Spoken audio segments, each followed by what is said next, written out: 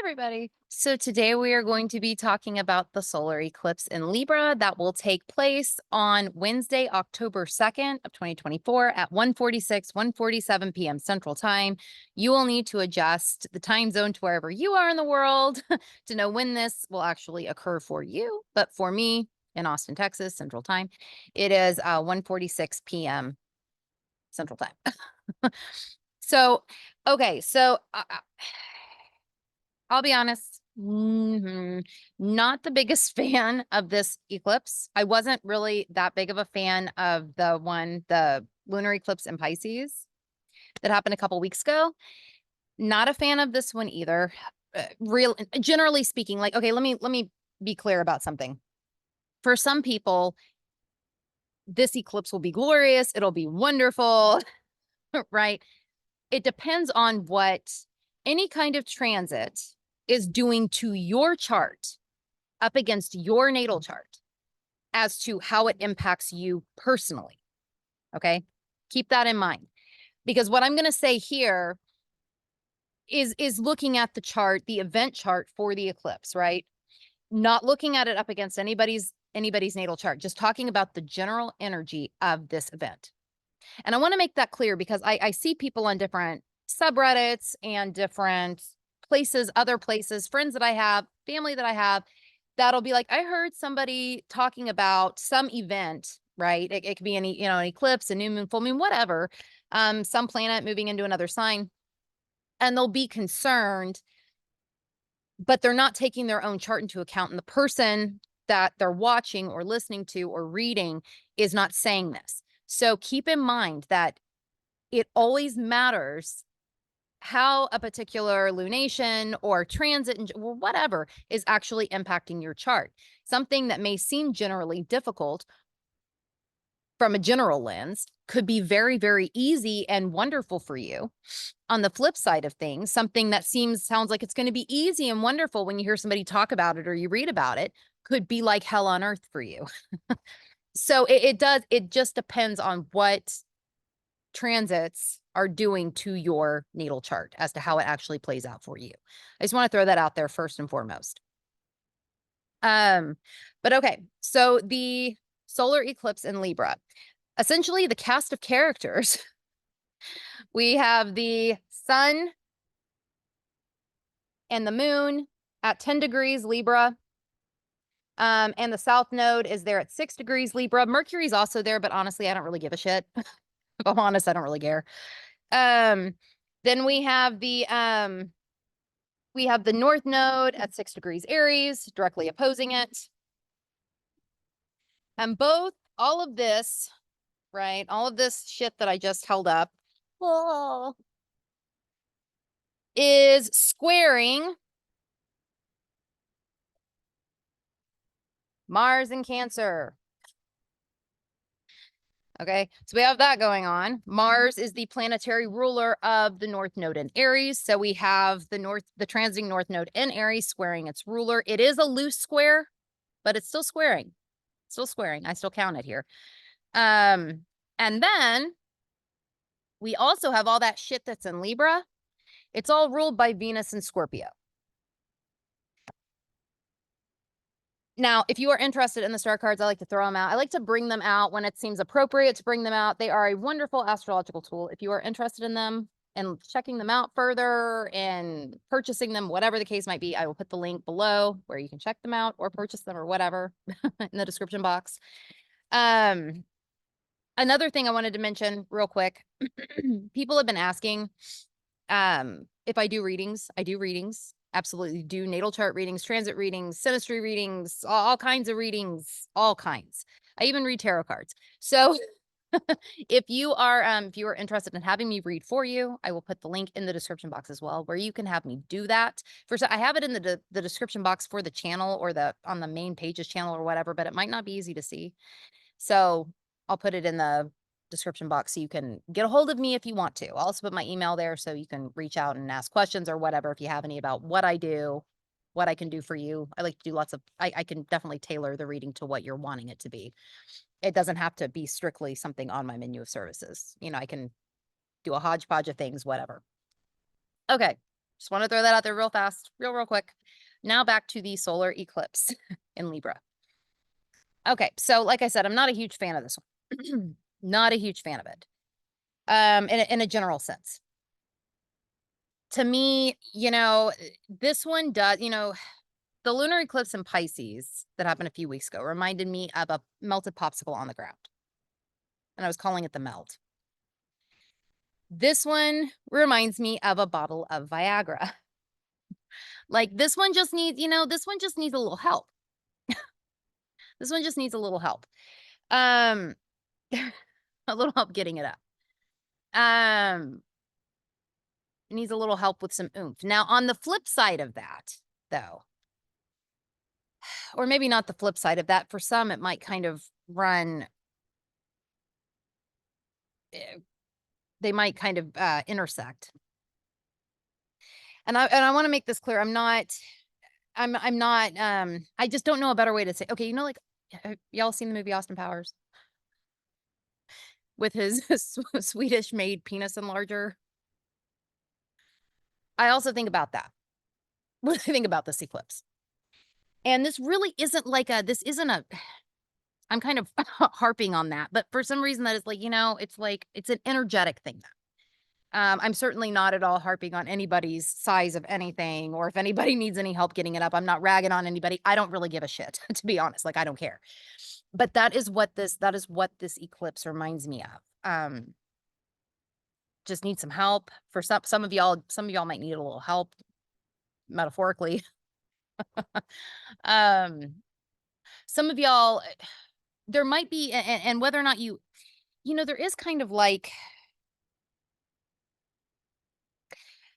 okay, like, kind of like a tiny dick energy. And when I say that, I mean, like, have you ever heard of compensating for things? Like somebody who their whatever is whatever size it is and they don't like it, so they get a big ass truck to drive to make themselves feel better, to compensate for it. There's a little bit of that energy going on with this eclipse as well. For some, I could see it going that way for some people. And a lot of this has to do with Mars and Cancer. I'll pull the chart. Sorry, I'm not going to go too much off. I was doing something for a client. And I feel like I feel like I talked for, I mean, I feel like I harped too long on this particular energy. So I'm going to try not to do that here, but it really is. And I feel kind of silly, whatever. Anyway, I think y'all that have been watching me a while know that I mean no offense when I say any of that. And I'm not, sometimes I just don't know a better way to say things. Okay, we're going to share the screen. I feel kind of stupid. Anyway, whatever. I'll get over it. Okay, so here is here is the solar eclipse, the chart for the solar eclipse when it happens. We have the transiting sun and moon, or the new moon, right? This is a solar eclipse, so it's a new moon.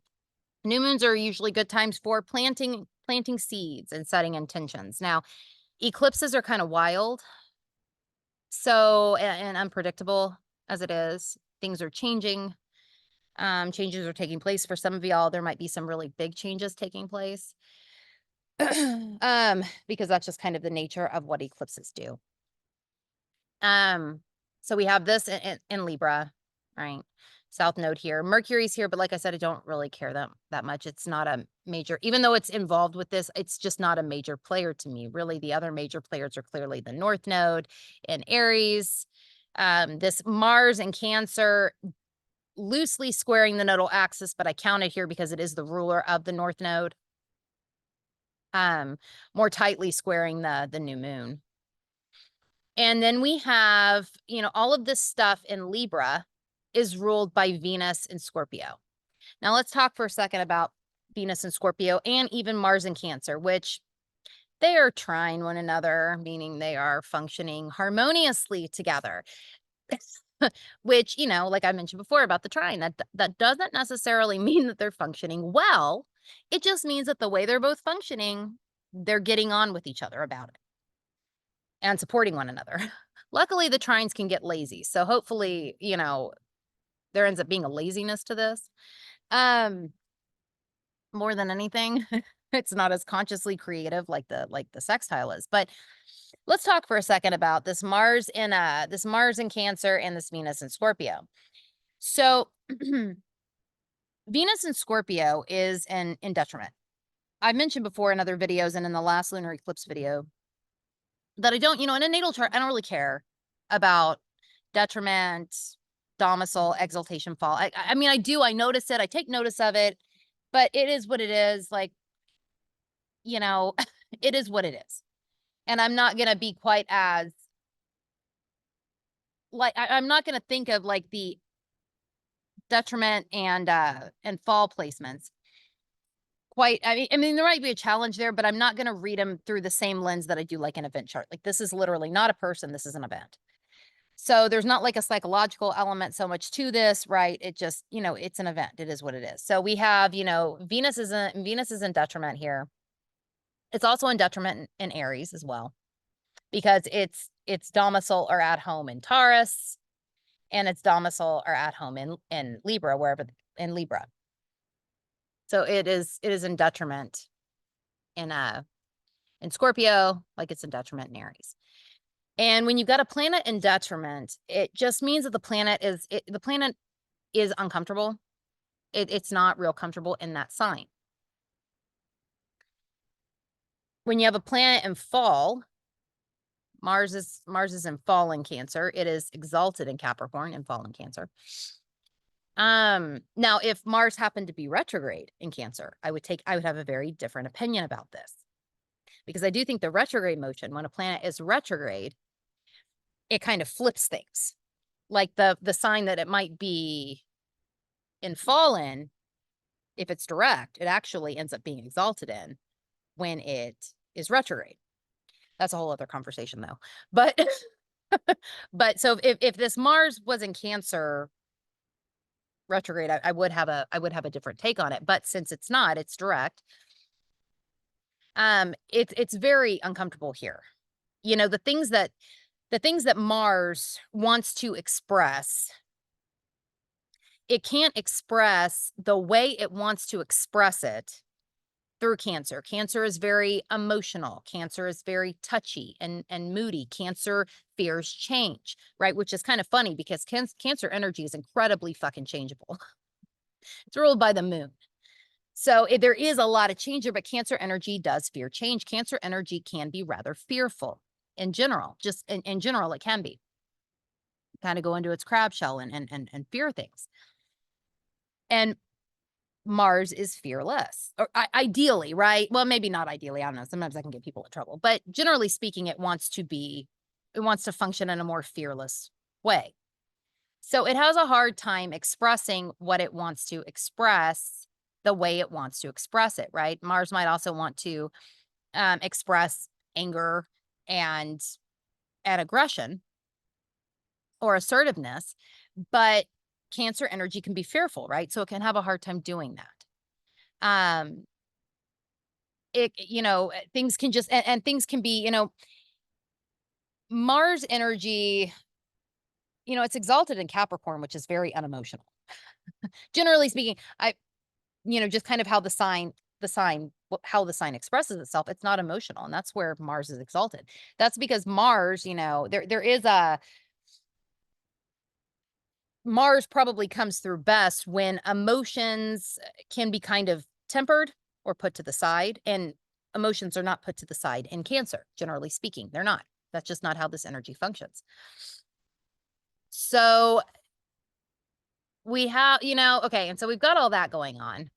And then this Venus and okay, what I'm going to say about Venus and Scorpio, Scorpio energy knows that it needs to let go of things. It knows it needs to purge. It knows it needs to expel. It knows this. It knows it needs to let things go. But it can have the hardest fucking time doing that. And it can hold on for dear life. The one sign that I feel like can hold on longer is Taurus on the other end of the axis. But Scorpio energy can hold on to things for dear life, even though it knows, I think somewhere subconsciously, whatever, it knows it needs to let shit go. and it actually can function beautifully when it does. You know, there's like a metamorphosis, a transformation, a rebirth when it's able to let things go. And, you know, the thing about this, I'm harping on this so much because this, as the ruler of all of this, right? And we're talking about the South Node, which is kind of things from a event chart perspective, where, you know, the South Node is something that we are wanting to learn how to balance with the North Node. Oftentimes it's about balancing with the North Node. In some cases, it's shedding and moving away from completely the things of the South Node to move towards the North Node. And the thing that concerns me here about this is there are things that I think people are needing to balance, or, you know, Libra energy is very much partnership energy, relationship energy. This isn't just romantic relationships. This is one-on-one relationships in general, right? One-on-one close relationships, though romantic relationships certainly play in here. But Libra energy is partnership, relationship. It is also legal and contractual in nature. It does function this way. It is very much about balance and harmony, or the lack thereof, right? It can be very much about that. And Venus is comfort. Venus, one of the things that Venus wants to express is comfort, right? That is one of the things. Venus also wants to express love and beauty and value, but comfort is one of those things. So I feel like here, you know, really what we collectively, right? How this actually impacts you depends on your chart, but collectively there is kind of this need to perhaps move away or balance things that are imbalanced, things that are not balanced, or try to find a balance for things that are not balanced, try to find a balance for things that are not harmonious. Perhaps letting go of, or trying to balance, either in some cases it might be completely let go of, relationships that don't perhaps help us to be as independent as possible, right? Because we've got that North Node in Aries. That North Node in Aries does want independence. It strives to be independent. It's what it's seeking, among other things. But, you know, all of this conjunct the South Node, and then this ruling the South Node makes me think that this Venus in Scorpio is going to have a hard time letting go of these things that either need to be moved beyond or balanced, right? It's going to have a hard time doing this.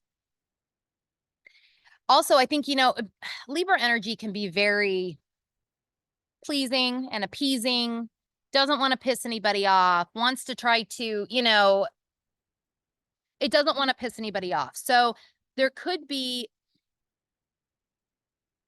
I think honestly, I think, you know, for a lot of people, for not everybody, but for a lot of people, there's a fear thing, not fearing pissing somebody off, fearing pissing a relationship off. But not being able to let it go, and not being able to get it up enough to do anything about it. But knowing that something needs to happen, and knowing something needs to change. You know, because with the North Node in Aries, collectively, and this isn't going to be the case for everybody, but Aries energy, right? Aries energy can be very much about fear and fearlessness. Sometimes it can even be fearful. Like sometimes when you see the South Node in Aries, there's actually something about being fearful, not just fearless, but being fearful, but something with fear. And I think here that could be the case for some of y'all. Like if there are things that you're needing to balance, needing to harmonize, wanting to set intentions or plant seeds to harmonize these things, to balance these things. Maybe there's something within a relationship, a partnership, whatever, that you're trying to set the intentions of balance for. You're wanting to do that. Maybe there's something legal you need to do that you're wanting to plant the seeds, you know, to do. Something like that. Maybe you've been pleasing or appeasing, and you realize that this has been going on for too long, so you want to change something with that. But this here, Venus and Scorpio is going to hold on to that way of being, that previous way of being. It's going to have a hard time letting that go, that previous way of functioning go. It's going to have a hard time letting that previous way of functioning go, not going. That, like, literally the way I said that was like terrible English. Anyway. And then this Mars in Cancer, I feel like there might be some, because like I said, Cancer energy can be fearful. It may not, you might be like, I've got a ton of planets in Cancer and I'm not afraid of anything. That's not universal. But generally speaking, Cancer energy can be fearful. And that Mars in Cancer could be afraid to take action. There could be something about that, even though there is this feeling of, I need to take action. I need to do something. But there can be some fear about actually doing that. There can be some difficulty with actually doing something. Yeah. And then because these two are trine, this Venus and Scorpio and this Mars and Cancer, because they're trine one another, they're working harmoniously together. So that if there's any fear or anything like that, it's working harmoniously with this Venus and Scorpio. That's like, yeah, just go ahead and hold on to the old way of being. Go ahead and do that. You can go ahead and be afraid. Go ahead. Go ahead. You don't need to do anything. Now, for some of y'all, that may be okay. For some of y'all, it's going to drive you crazy. And that's where the bottle of Viagra comes in. It's like you just need a little help. Now, I'm not literally saying y'all need a bottle of Viagra. I'm not literally saying that, but something that gives you a little help. Maybe it's, maybe it's telling, maybe this is where the Mercury comes in. Maybe you're talking, to within yourself or to somebody else. And by doing that, by thinking about, wanting to plant these seeds that I'm talking about, maybe it actually does give you the oomph to do something, right? To change things. Maybe it does. Now, I could also see at the same time, right? Like how I mentioned, like the tiny whatever and driving a big truck as a way of making up for it. Okay. So if another way where that comes in is, okay. So where that comes in is if this is holding on, right? To all of this, what could happen is, rather than doing something that's actually productive, it could be that because you don't want to take action, you do want to take action, but you don't take action on this one thing or multiple things, maybe you start compensating for it and, perhaps getting angry at things that aren't what you should actually be angry at. Perhaps you are driven to do things that just don't really like it's like, because you can't take it out on this, you take it out on this, or because you can't do this, you do this other thing instead. That I feel like that could happen here too, because it's safer or whatever. It might feel safer to, do this compensation versus actually attacking what should be attacked. And I don't mean literally attacking, but I think y'all know what I mean.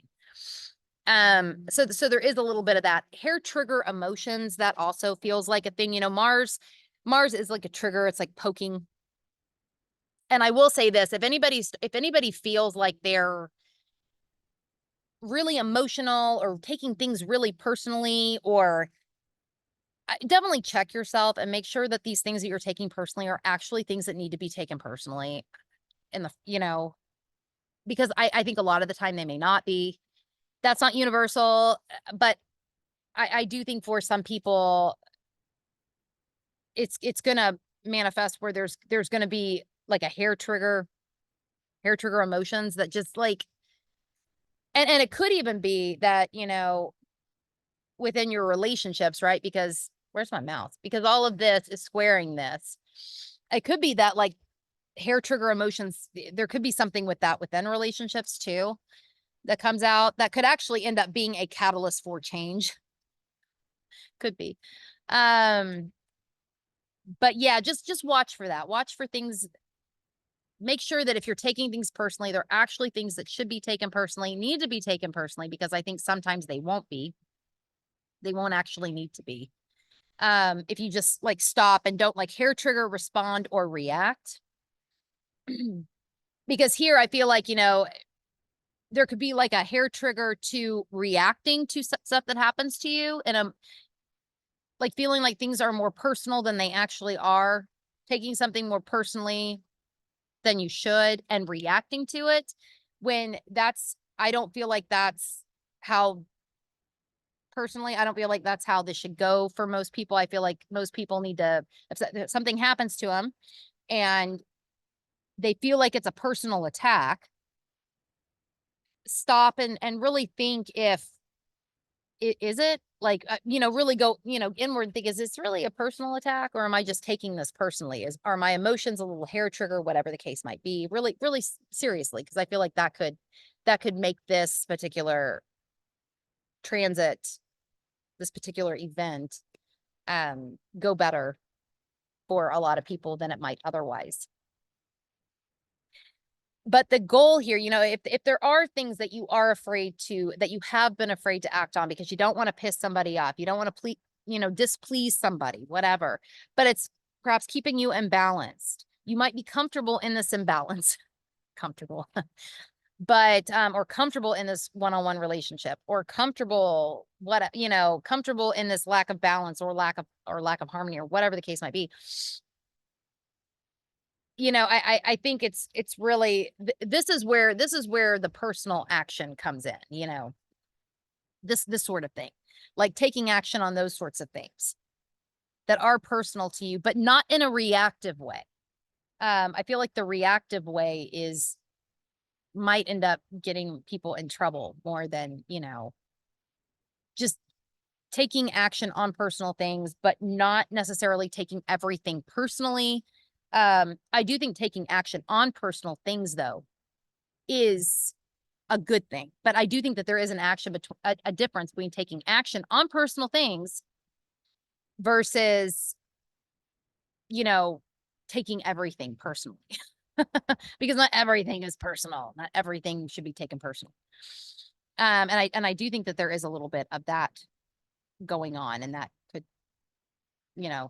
cause some issues, or could cause you to take action on things that just really just don't matter, when there are other, really, in the big scheme of things, don't matter. They don't help you to become more independent. They don't help you to become more instinctual. They don't help you towards new beginnings, which Aries energy is so new beginning like, right? With the North Node there, we're all collectively under this influence of striving towards, going towards new beginnings, instinct, impulse,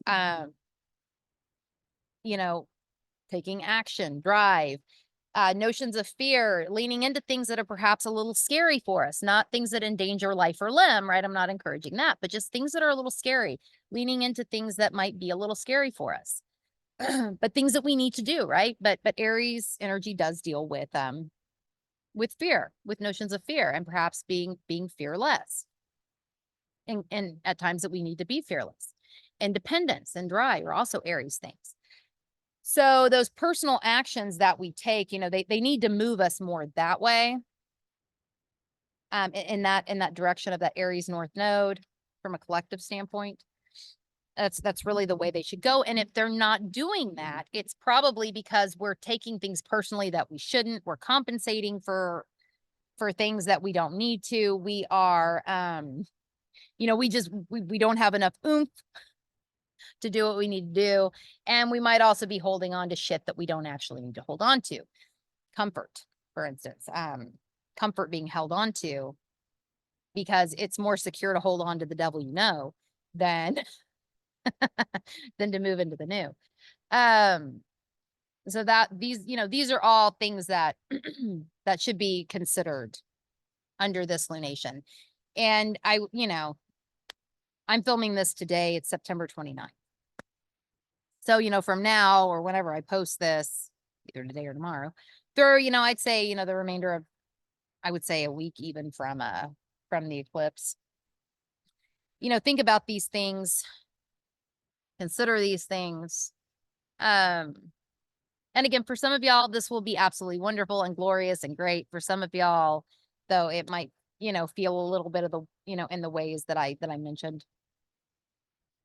Just, I would definitely ask yourself what you're holding on to, comfort that you're holding on to. And if it's actually comfort that's really comfortable, is it really comfortable? I think a lot of the time it won't be. And it's probably something that's been brewing for a while in a lot of cases. It's not like, I mean, for some people, it might be totally brand new, a brand new thing, but I think for a lot of people, it's going to be something that's been building for a while. Okay, I'm going to stop this because I feel like this got longer. So I'm going to stop. But yeah, I will put where you can find me in the description box below. And I will see you all later.